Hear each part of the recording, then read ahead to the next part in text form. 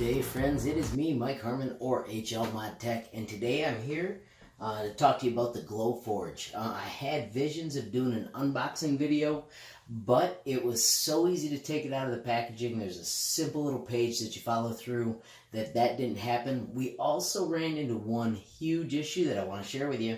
The Glowforge, and they do tell you this, only works with a 2.4 gigahertz Wi-Fi network, and you absolutely have to have it.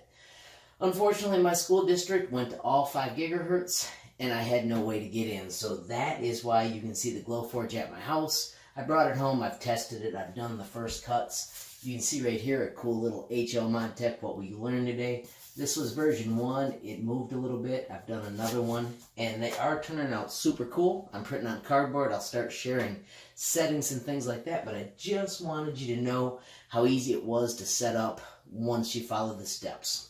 And then I hope you have as much fun working with yours as I have with mine. Friends, if this has helped you at all, make sure you click that like button. If you haven't subscribed, what are you waiting for? Hit that subscribe button. If you have a question or a comment, leave it down below. And click that notifications bell if you want to be the first one to know when I make a new movie. Friends, one other cool thing about Glowforge is they give me a code that you can use to get $500 off a Pro, $250 off the Plus, which I got, or even I think $100 off the Basic. So I'm just sharing that with you down in the link below. So hey friends, thanks for watching. Have a great day.